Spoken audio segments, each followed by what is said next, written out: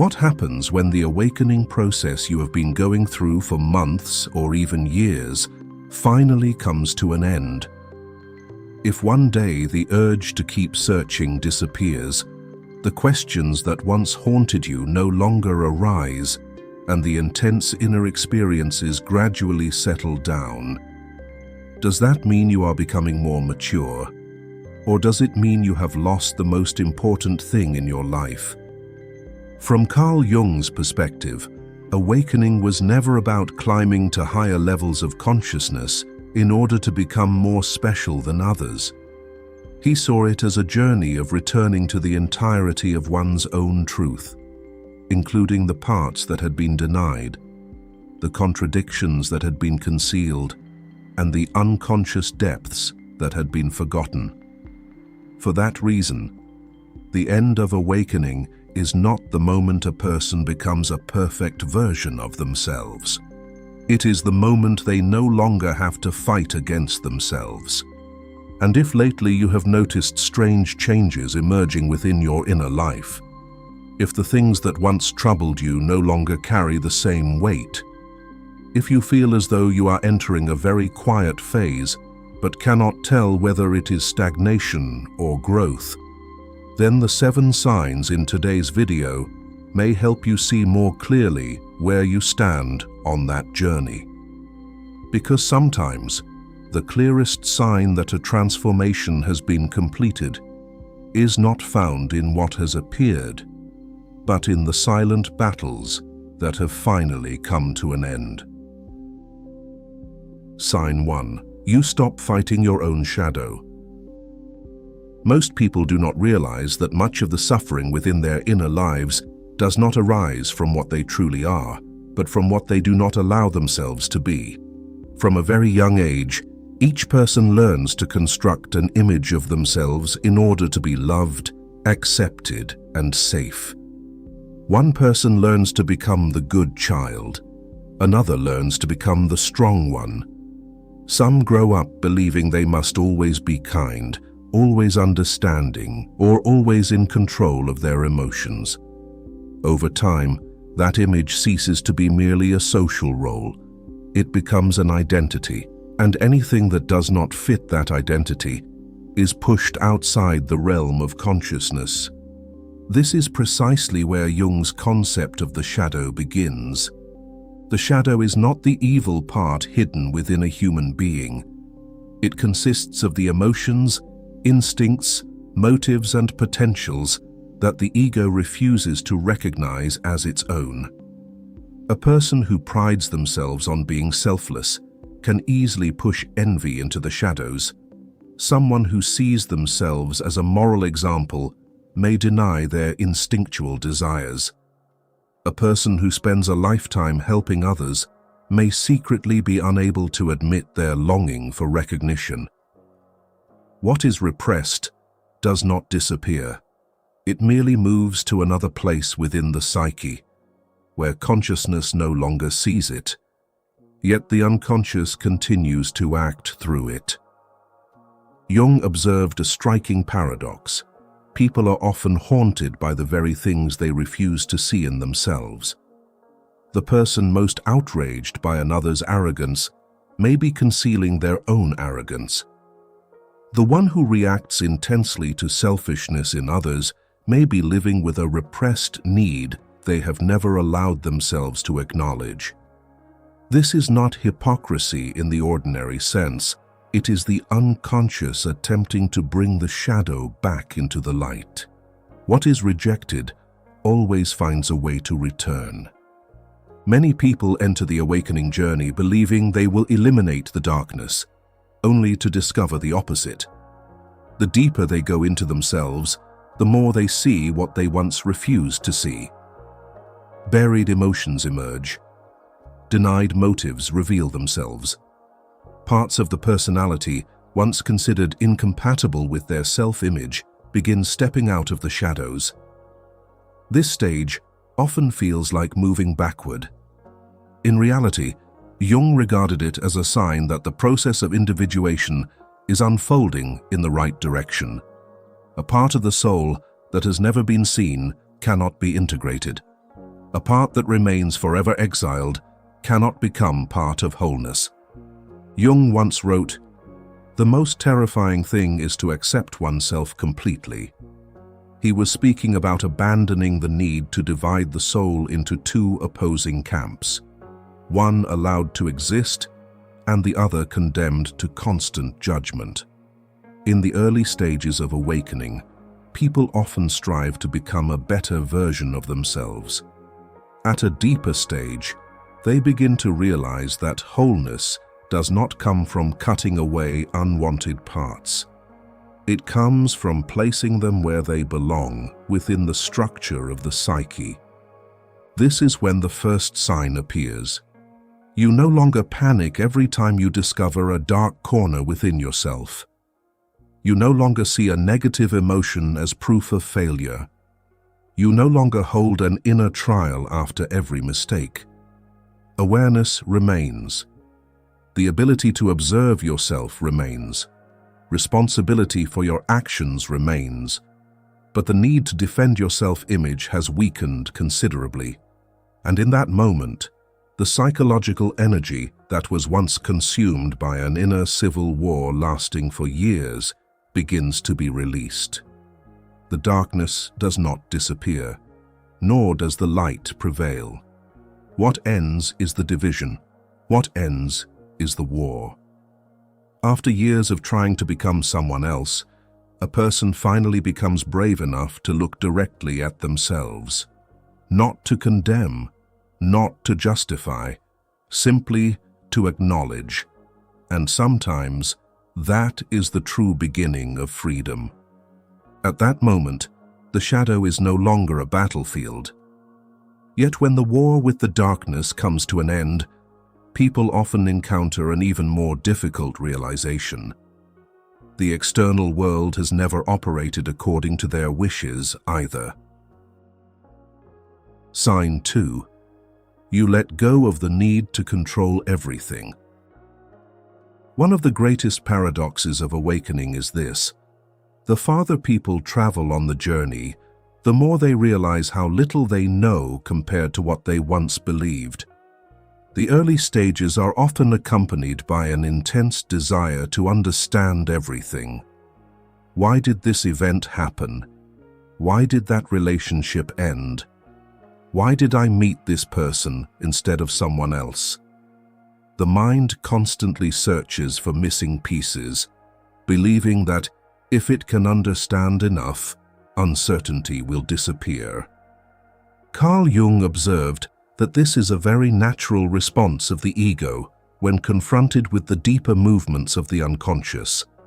The ego wants to see the world as a complete map. Every event must have a clear cause. Every loss must carry a specific meaning. Every turning point should be predictable in advance.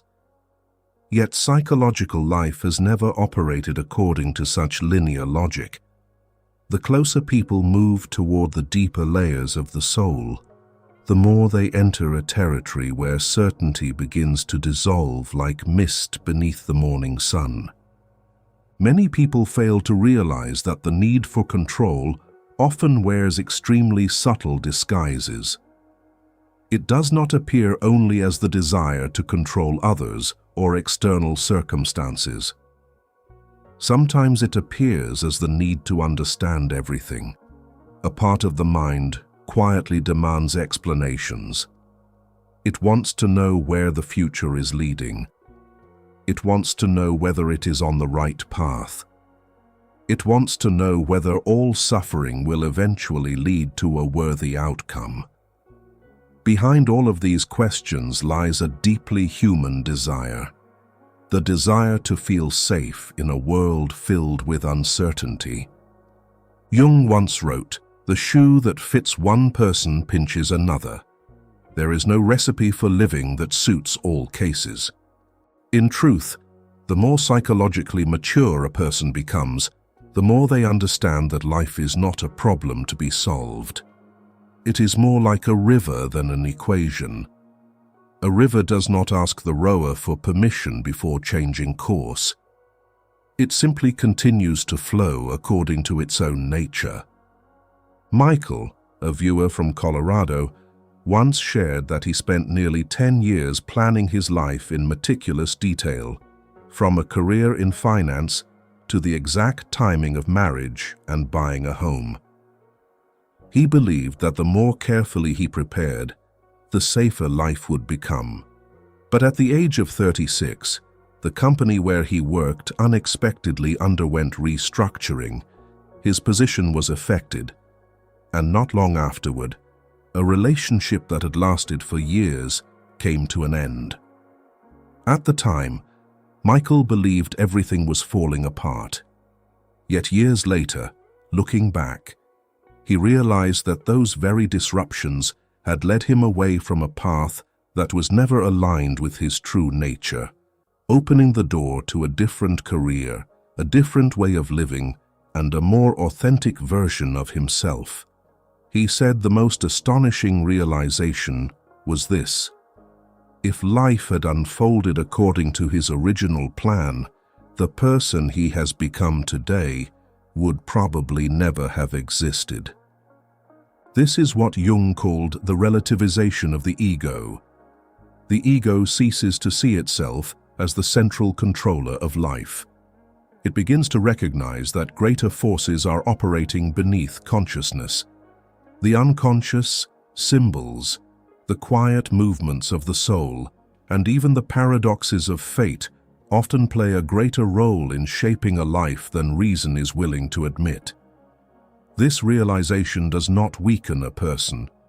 On the contrary, it frees them from the burden of acting as the absolute manager of a world that has never truly been under their control. As awakening approaches its later stages, a noticeable shift begins to emerge. You still make plans, but you no longer cling to them. You still think about the future, but you no longer see the future as a condition for peace. The questions that once kept your mind spinning for days no longer create the same pressure. This is the second sign that the awakening journey is entering a stage of maturity. People no longer need life to unfold according to their wishes in order to feel safe. They begin to understand that peace does not arise after everything has been controlled. Peace arises when the need for control no longer occupies the center of psychological life. And within that surrender, a unique form of freedom begins to emerge. It is the freedom of someone who trusts enough to keep moving forward, even when the road ahead has not yet fully revealed itself in the light. As the need for control gradually settles, another subtle form of dependency begins to reveal itself. It does not reside in circumstances. It resides in the people to whom we have given the authority to define our lives. Sign 3. You no longer give psychological authority to the external teacher. If one day, while reading a book, listening to a lecture, or exploring a new belief system, you suddenly realize that you no longer feel the same sense of urgency as before, something important is happening. You no longer feel compelled to immediately find out what others think about the experiences you are having. You no longer feel the need to ask someone whether you are on the right path. Then all of these signs are quietly affirming one thing: your spiritual awakening process is gradually approaching its conclusion. Carl Jung recognized that behind the search for knowledge lies a much deeper psychological force. He believed that people often unconsciously project the wise old man archetype onto external figures. An author, a therapist, a spiritual teacher, a pastor, a speaker, or some other guide suddenly becomes extraordinary in our eyes. What creates that attraction is not entirely their knowledge. The true fascination emerges when the unconscious begins placing upon them qualities that we have not yet become conscious enough to recognize within ourselves. That is why so many people leave one teacher only to quickly seek another. They change their language, their belief system, and their community, yet the dependency remains unchanged. The search continues, not because they lack knowledge. The search continues because psychological authority still resides outside of them. Jung once wrote, "The privilege of a lifetime is to become who you truly are." Behind this familiar statement lies a truth that is discussed far less often. The path toward becoming oneself requires more than confronting the shadow or healing old wounds. It also requires reclaiming the parts of the soul that have been projected onto others. As long as the image of the wise old man exists entirely within an external figure, a person has not yet truly learned to stand on their own psychological feet. Within the Christian mystical tradition, genuine spiritual guides have often emphasized that their role is not to create dependency, but to help the seeker mature enough to stand before God through direct personal experience. The guide is only a bridge. Once the bridge becomes a permanent residence, the process of growth immediately comes to a halt. This history reminds us of a simple truth. Any figure that is excessively idealized eventually risks replacing the inner voice of the individual. Henry was a man who spent many years studying psychology, spirituality, and personal development. Whenever he faced an important decision, he sought guidance from those considered wiser than himself. Whenever he experienced a strange dream, a powerful intuition, or a difficult life event, his first reaction was always to search for an expert explanation. He lived with the feeling that truth existed in books, lectures, or the words of those who came before him. Yet over time, a realization slowly emerged. The greatest turning points in his life had never come from advice. They emerged from deeply private moments when he became quiet enough to listen to what he already knew, but had always doubted. This is the crucial turning point in the awakening process. People begin to understand that knowledge and validation are not the same thing. They continue to learn. They continue to read. They continue to listen to those with greater experience. But learning no longer arises from a sense of deficiency. It is no longer an attempt to find someone who possesses the final answer. Instead, knowledge becomes a tool that illuminates direct experience rather than replacing it. This sign often creates a very unusual feeling. Outwardly, life does not appear to change very much. Yet inwardly, the psychological center of gravity has shifted. You no longer feel the need for someone else to confirm that your intuition is valid. You no longer panic when you must draw your own conclusions about profound personal experiences. You no longer regard guides as owners of truth. They become companions on the journey of exploring the soul, rather than keepers of the key to your life. This is why Jung viewed the withdrawal of projections as an essential part of individuation. As long as strength, wisdom, and inner authority are entirely entrusted to others, a person has not truly returned to themselves. And when those projections are reclaimed, a profound transformation begins to unfold. The wise old man you once searched for in the outside world does not disappear. You simply realize that he has been living within you from the very beginning. I would genuinely love to hear your story at this point. Have you ever experienced a moment when you realized that the answer you had been searching for all along did not come from a book, a lecture, or any external guide? If so, share that experience in the comments below. And if you are not sure where to begin, you can write a very simple sentence. The moment I began to trust myself was. I believe many people will recognize parts of their own journey in those words.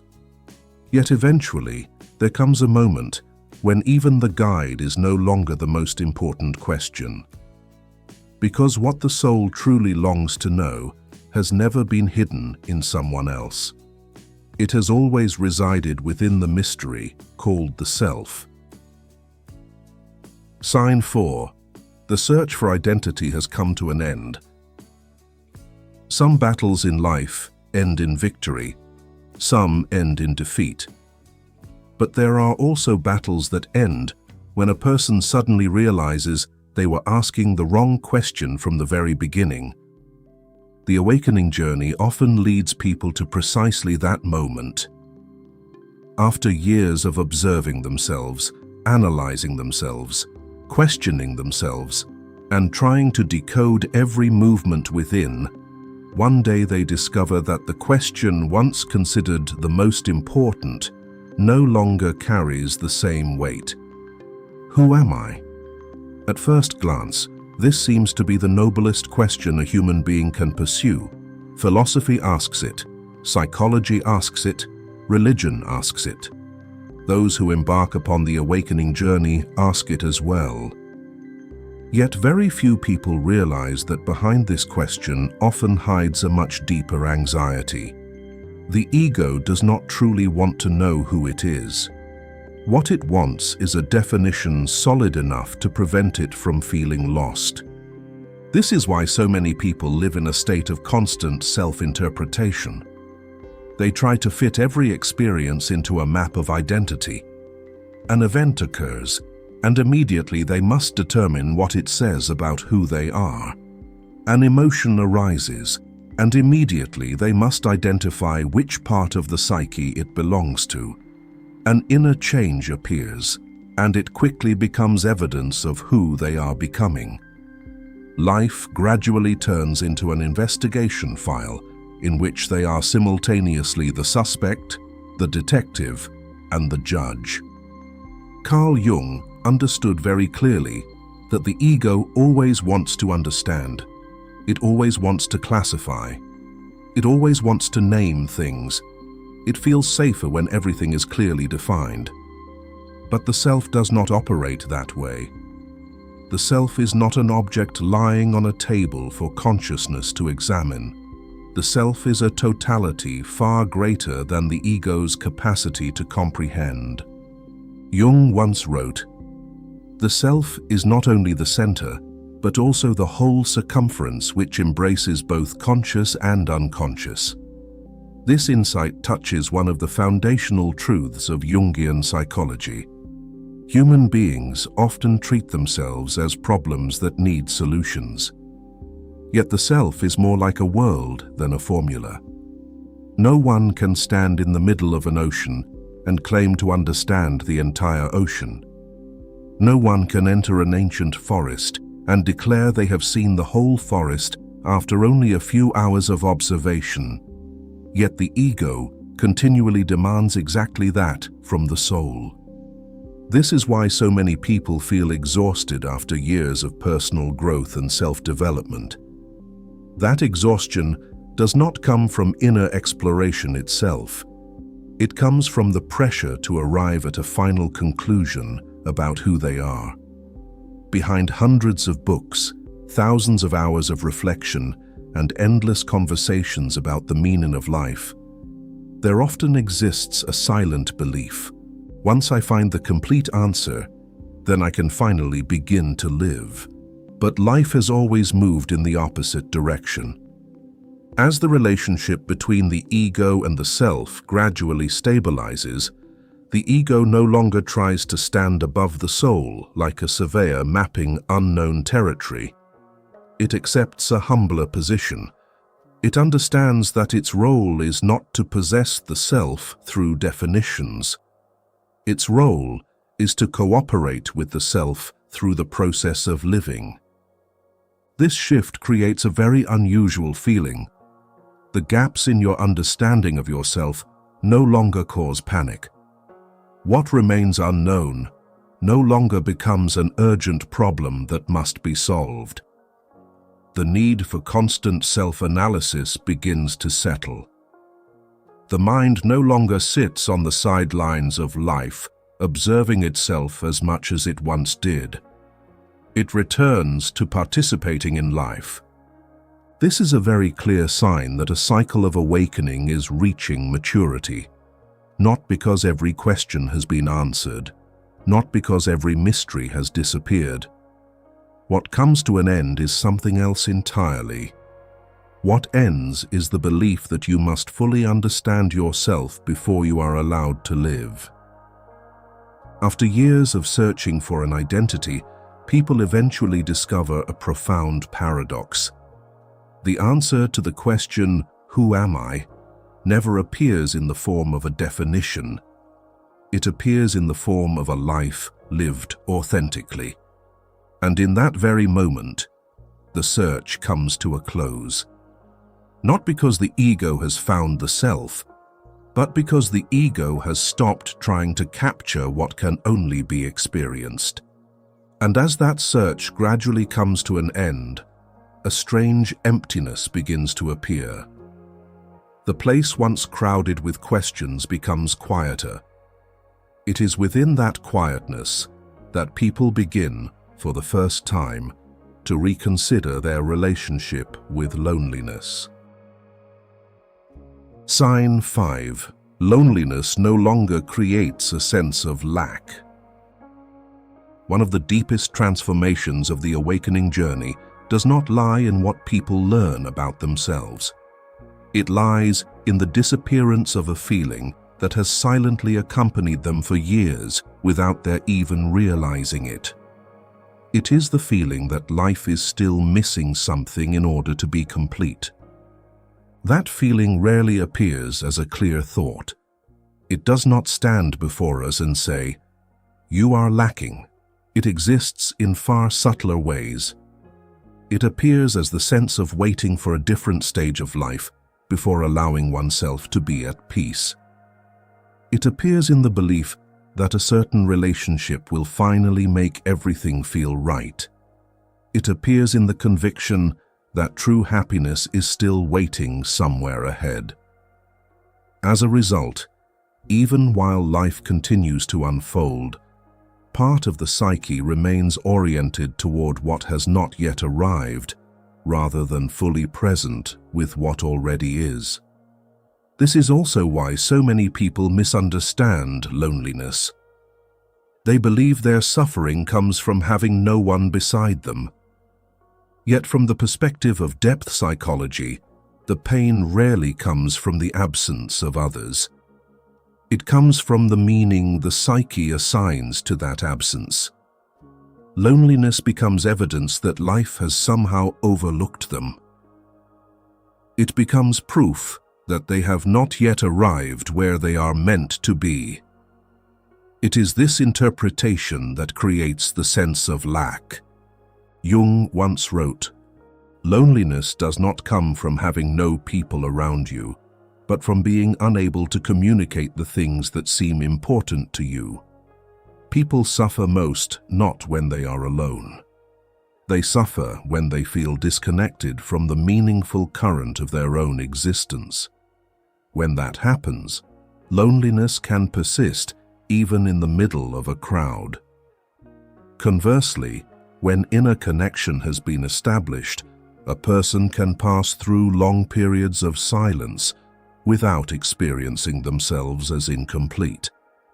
Long ago, many Christian monks chose to spend years in isolated monasteries or remote deserts, far removed from social life. From the outside, such conditions might appear to be the perfect environment for loneliness to intensify. Yet within that silence, solitude became a vast inner space that guided them toward growth and awakening. This also reflects what Jung observed in the process of individuation. After the major inner conflicts gradually settle, after the most significant psychological battles have fulfilled their purpose, a subtle transformation begins to emerge. People no longer wake each day feeling that life must become different before it can be worth living. They no longer experience the present as merely a temporary version of the future. They stop treating this moment as a waiting room before real life begins.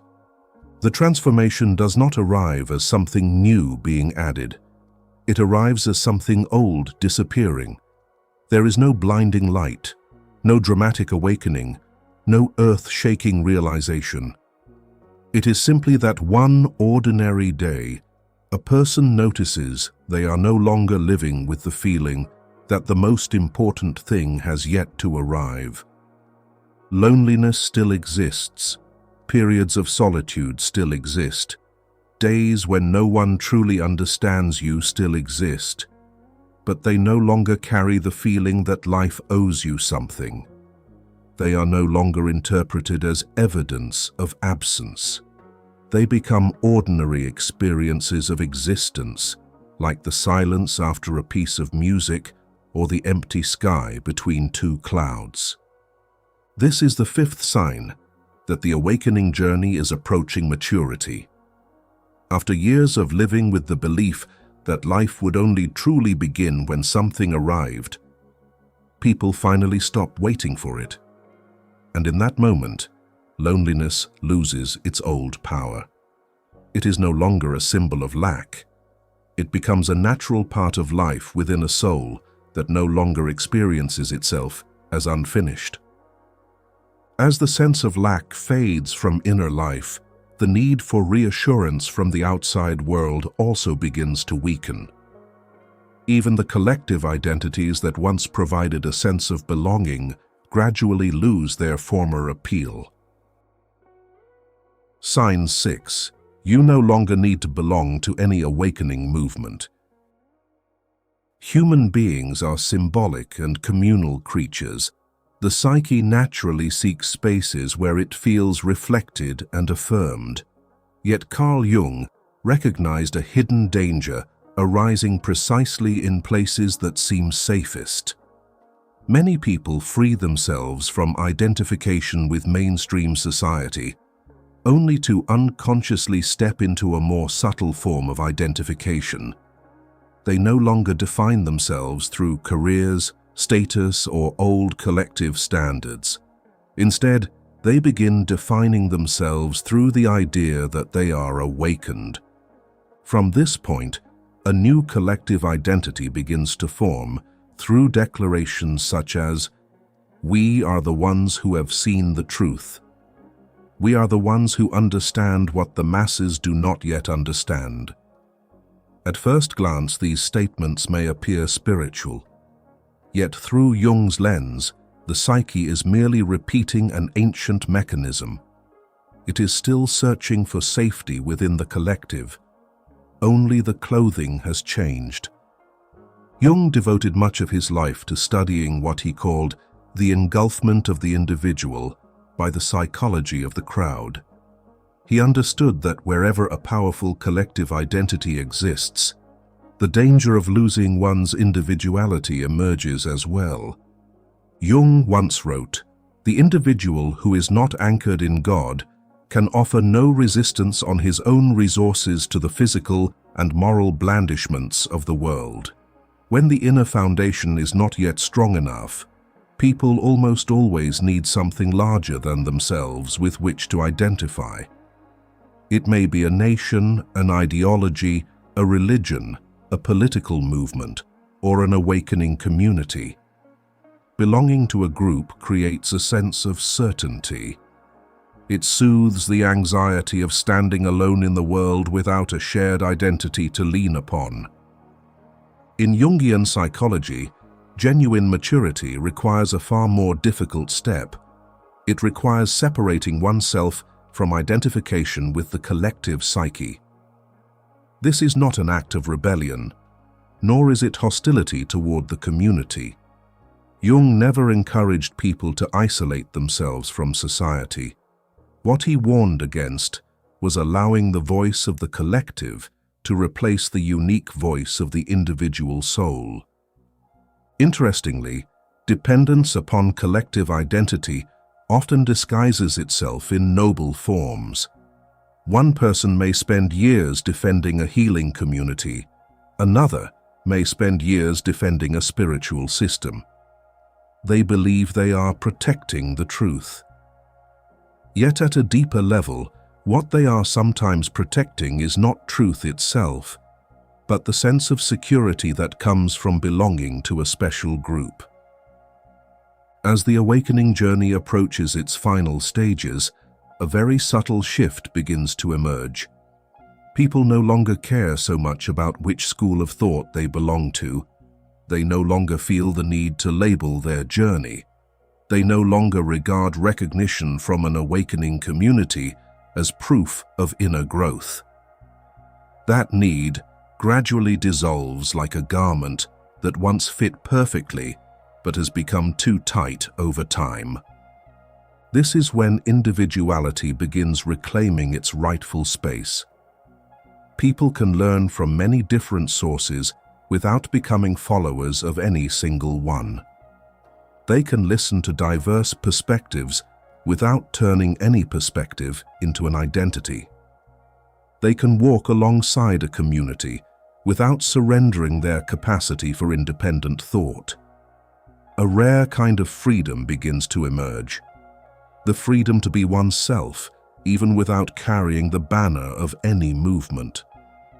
This is the sixth sign that the awakening journey has traveled a very long way. If you have watched this far and realized that you no longer need a special label or a special community to validate your worth, take a moment to like this video as a small milestone in your own journey of inner growth. And I am genuinely curious to hear your thoughts. What do you believe is the most difficult part of learning to walk on your own psychological feet? If you would like to keep it simple, leave a single word in the comments below, such as faith, solitude, freedom, or the first word that comes to mind right now. And as the labels gradually fall away, a new question begins to emerge. If your energy is no longer spent defending an identity, seeking validation, or proving that you belong somewhere, where will that energy choose to go? Sign 7. Life energy begins to seek service, creation, and contribution. After spending years observing people who had gone deeply into the process of individuation, Carl Jung noticed a remarkable movement that often emerged during its most mature stage. It was not the appearance of a new insight, not a new mystical experience, nor was it the feeling of having finally reached some ultimate truth. Quite the opposite. Attention gradually began to move away from the self. During the early years of the inner journey, most energy is directed inward. People observe their emotions, they observe their dreams, they observe psychological transformations, they observe every movement of consciousness. This is necessary. Just as a house must first be inspected before it can be restored. Yet it would be strange if someone spent their entire life studying the blueprint without ever truly living inside the house. At a certain point, the soul is no longer captivated by the endless observation of itself. A new impulse emerges. Energy begins to move toward life. This is something that is easy to recognize, yet difficult to describe. A person suddenly feels the desire to create something instead of continuing to analyze everything. Someone wants to begin building rather than endlessly reflecting.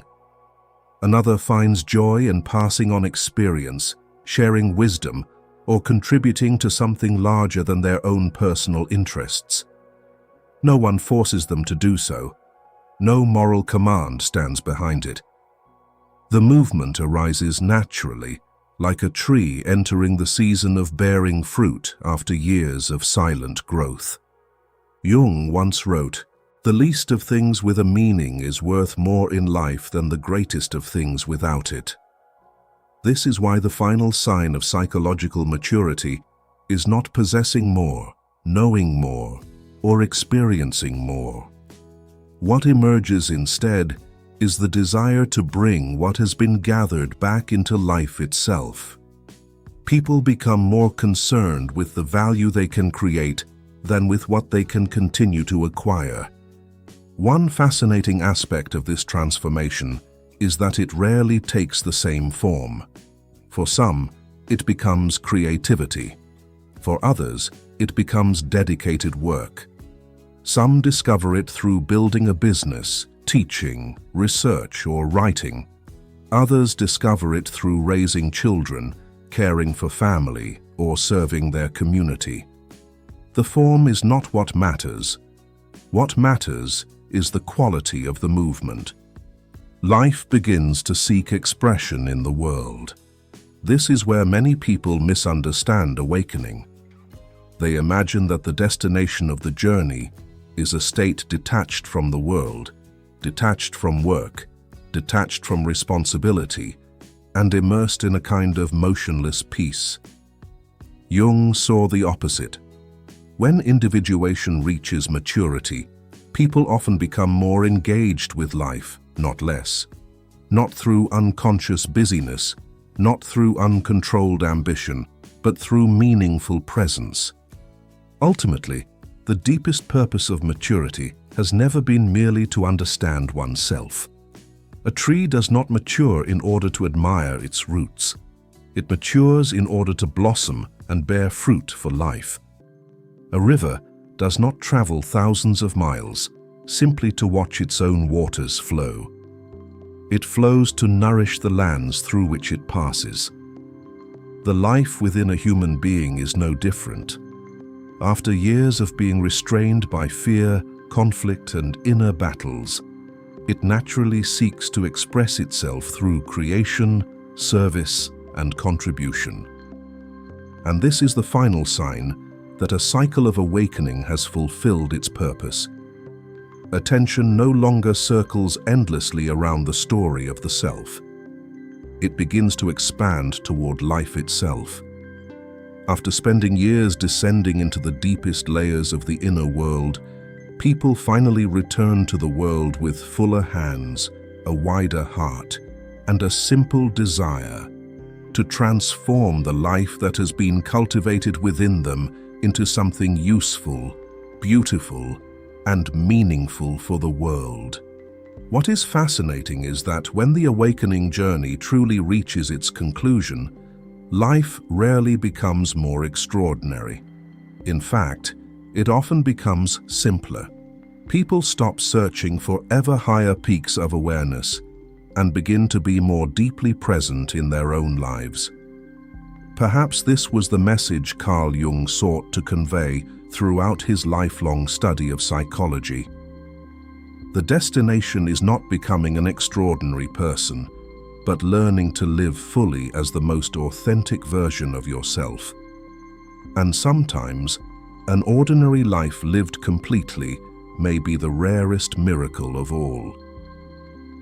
If you enjoy exploring profound perspectives on Carl Jung, the unconscious, archetypes, and the journey of discovering the inner world, be sure to subscribe to the channel so you do not miss future videos. Perhaps in a story yet to come, you will encounter the very peace your soul has been quietly searching for.